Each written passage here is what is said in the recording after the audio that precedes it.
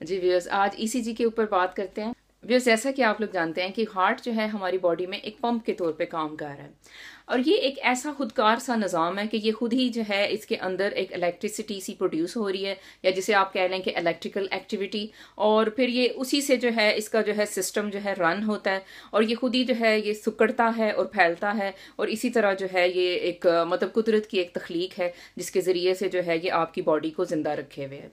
अच्छा, इलेक्ट्रिसिटी ये जो प्रोड्यूस हो रही है, अब जाहिर है कि आपको पता ही है, कॉमन सी एक बात है कि जब भी कोई बीमार शख्स होता है, जैसे चेस्ट पेन हो गई या कोई लगता है कि इसको दिल का आर्ज है, तो सबसे पहले डॉक्टर्स क्या करते हैं, उसकी ईसीजी कर लेते हैं।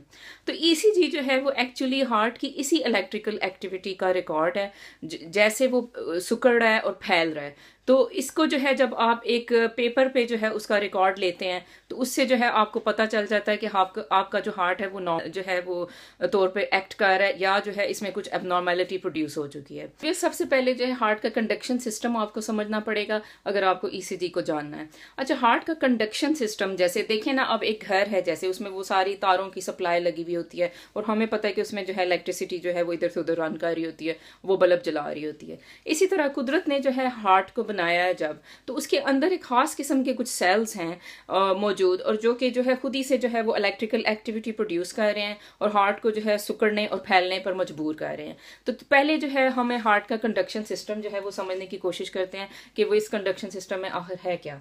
अच्छा, इसमें देखें, सबसे पहले जो होता है आपका राइट एट्रियम है जो, अच्छा, इसके काइंड ऑफ आप समझेंगे इसके छत के ऊपर जो है एक, इसे कहते हैं एसे नोड। तो एसे नोड जो है वो एक मतलब खास किस्म के सेल्स हैं वो मौजूद होते हैं।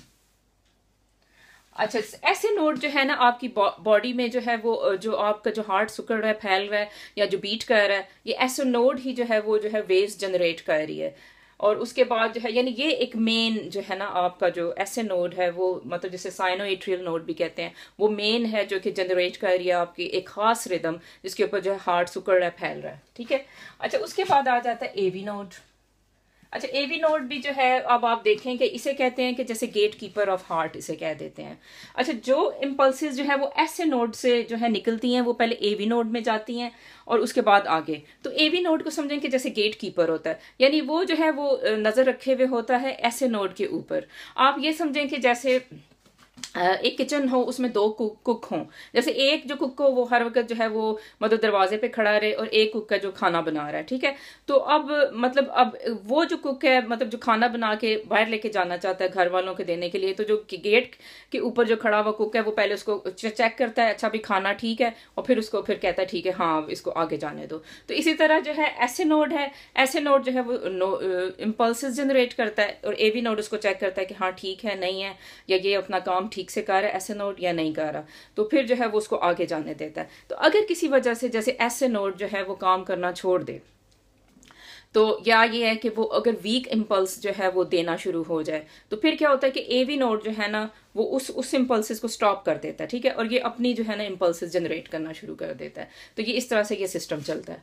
अच्छा, इस तरह से ऐसे नोड, एवी नोड, और उसके बाद जो एक सिस्टम है जो कंडक्शन का, उसके बाद आ जाता है, इसे आप कहते हो बंडल ऑफ हिस कहते हैं इसे। ठीक है।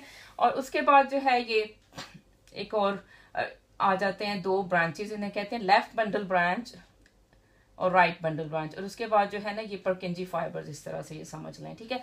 तो अब इसमें देखें, अब इम्पल्स जो आपकी आती है इलेक्ट्रिकल, वो आती है ऐसे नोड से, फिर एवी नोड में, उसके बाद बंडल ऑफ हिस में, और उसके बाद जो है ये आपकी राइट बंडल ब्रांच में चली जाती है, ये दो ब्रांचेस होती हैं ऐसे, और फिर लेफ्ट बंडल ब्रांच में। ठीक है। और उसके बाद ये वाले जो फाइबर्स हैं, ये परकिंजी फाइबर्स इन्हें कहते हैं, इसमें चली जाती है। तो इस तरह से जो है आपका हार्ट के जो मतलब जो एट्रियाज हैं वो कंट्रैक्ट होते हैं, उसके बाद वेंट्रिकल कंट्रैक्ट और रिलैक्स होते हैं। इस तरह से ये काम चलता रहता है। तो ये आपका कंडक्शन सिस्टम है। जी व्यूअर्स, अब इसकी ईसीजी की जो वेव फॉर्म्स होती हैं उनको अंडरस्टैंड करते हैं। अच्छा, इसमें देखें कि सबसे पहले जो आपको ईसीजी नजर आती है वो कुछ इस तरह की होती है। ठीक है। मतलब ये एक आइडियल सी है पिक्चर, जो कि आपको फिर मतलब इसको आगे समझना है। अच्छा, इसमें जो है ना आपको नजर आ रही है कुछ वेव्स। इसमें ये वाला जो मतलब वेव बम्प है, इसे कहते हैं पी वेव। ठीक है। और इसके बाद ये पूरा जो वेव है एक बहुत बड़ी सी, इसे कहते हैं क्यूआरएस कॉम्प्लेक्स, और फिर टी वेव्स। ठीक है। अब पी वेव्स कैसे बनती है? पी वेव्स ऐसे बनती है कि एट्रिया जो है आपके एट्रिया, अब आप देखें कि हार्ट में 2 एट्रियाज हैं और 2 वेंट्रिकल्स हैं, ठीक है। और 2 एट्रिया यानी ये चैम्बर्स हैं हार्ट के, यानी इसमें सोचें कि 4 खाने अगर आप हार्ट के कर देते हैं तो उसके ऊपर एट्रियाज आ जाते हैं और नीचे 2 वेंट्रिकल्स होते हैं, ठीक है। तो इसमें क्या होता है कि जब हार्ट पंप करता है, ऑब्वियसली कुछ कोई चीज मतलब वो सुकड़ रही है, कंट्रैक्ट कर रही है, कोई चीज रिलैक्स कर रही होती है, ठीक है। तो अब सबसे पहले जो है ना ब्लड आया, एट्रियाज में ब्लड आता है, ठीक है, और वो कंट्रैक्ट करते हैं या सुकड़ जाते हैं, ठीक है। तो उससे जो वेव बनती है वो आप उसे कहते हो पी वेव, यानी कि जब वो एट्रियास बिल्कुल कंट्रैक्ट होकर श्रिंक हो जाते हैं तो फिर वो पी वेव बनती है, और ये आपको जो ईसीजी में इस तरह से नजर आती है, ठीक है। और उसके बाद जो है वो जब मतलब जो ब्लड है वो फिर वेंट्रिकल्स में चला जाता है ऐसे, यानी यहाँ से निकला और फिर ये इधर से वेंट्रिकल्स में ये सीधा चला गया, ठीक है। तो उसके बाद वेंट्रिकल्स कंट्रैक्ट करते हैं तो फिर आपको क्यूआरएस कॉम्प्लेक्स की फॉर्म में ईसीजी पे ये नजर आता है, ठीक है। और अच्छा उसके बाद जो है ज़ाहिर वेंट्रिकल्स जो हैं वो अब मतलब रिलैक्स भी कर रहे हैं, ठीक है। वेंट्रिकल्स देखें ना वो बड़े से होते हैं, बड़ा सा स्ट्रक्चर है, इसलिए उसकी वेव्स भी जो है ना वो ज़रा मतलब ज़्यादा वो उस पर हावी हैं ईसीजी पे।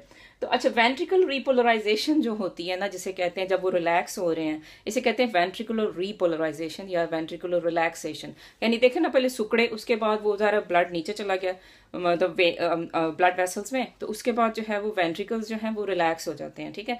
तो वो जो चीज़ है वो आपको नजर आती है वेंट्रिकल रिलैक्सेशन टी वेव की फॉर्म में, ठीक है। अब ज़रा इधर सवाल ये पैदा होता है कि अच्छा जी वेंट्रिकुलर जो है वो डीपोलराइजेशन भी है, वेंट्रिकुलर रीपोलराइजेशन भी है, यानी वेंट्रिकल्स का सिकुड़ना भी हमें नजर आ रहा है, उनका रिलैक्स होना भी नजर आ रहा है। लेकिन अब जो पी है उसमें सिर्फ हमें एट्रियल डीपोलराइजेशन नजर आ रही है, लेकिन एट्रियल रीपोलराइजेशन तो कहीं भी नहीं है। अब ज़रा सवाल तो यही बनता है, तो देखें एट्रियल रीपोलराइजेशन जो है ना, यानी वो जब वो रिलैक्स हो रहे हैं वो आपको जो है वो क्यूआरएस के अंदर ही वो छुपी हुई है, यानी वो ज़ाहिर है कि वो इतनी ज़्यादा मतलब वो आप सोचें ना कि इतनी ज़्यादा वो हावी नहीं हो पाती, तो वो इसी में यानी काइंड ऑफ क्यूआरएस कॉम्प्लेक्स में ही जो है ना वो एट्रियल रीपोलराइजेशन छुप चुकी है। तो इसलिए इसको कभी वेंट्रिकुलर डीपोलराइजेशन भी कह सकते हैं और इसको जो है कभी एट्रियल रीपोलराइजेशन के तौर पर भी जो है आप देख सकते हैं जब हम ईसीजी पेपर को अंडरस्टैंड करते हैं।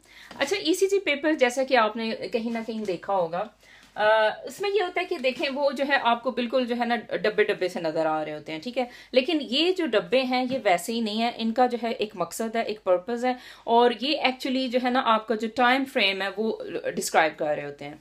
यानी आप देखें कि जो ईसीजी का पेपर होता है उसमें सबसे पहले जो है आपको कुछ बिग स्केयर्स नजर आते हैं और उसके उस बिग स्केयर के अंदर जो है ना वो कुछ स्मॉल स्केयर्स होते हैं। अच्छा अब वो जो बिग स्केयर होता है उसके अंदर जैसे फॉर एग्जाम्पल देखें कि वो 5 स्मॉल स्केयर्स आ जाते हैं जैसे।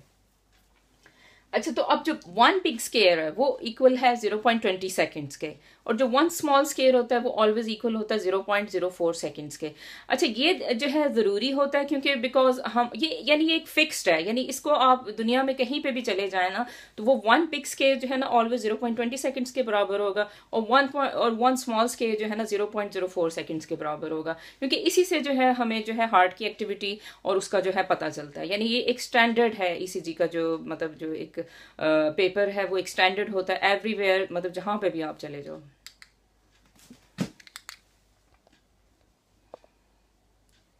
हाँ जी, इसमें जो है अब देखते हैं कि डिफरेंट जो ईसीजी के कंपोनेंट्स हैं वो क्या हैं, और इन्हीं कंपोनेंट्स के जरिए से जो है हम इंटरप्रेट करते हैं कि ये आइदर जो है ये नॉर्मल ईसीजी है या इसमें जो है कोई मसला है। अच्छा इसमें देखें एक होता है पीआर इंटरवल, इसे आप कहते हो। पीआर इंटरवल शुरू होता है जहां से आपकी पी वेव शुरू होती है और वहां पे और जहां पे जो है आपकी क्यू जो है वेव वो शुरू हो रही होती है। इस सारे जो सेगमेंट को जो है ना आप कहते हो पीआर इंटरवल।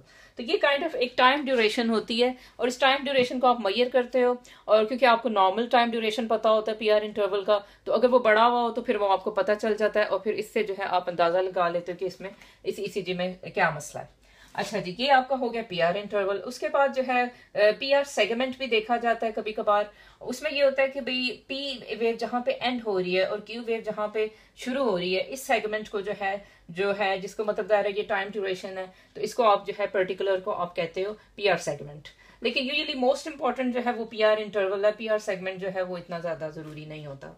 अच्छा, उसके बाद जनाब क्यूआरएस कॉम्प्लेक्स, आपको पता है कि ये जो है ये सारा बड़ा सा ये जो हमने पहले भी इसको डिस्क्राइब किया।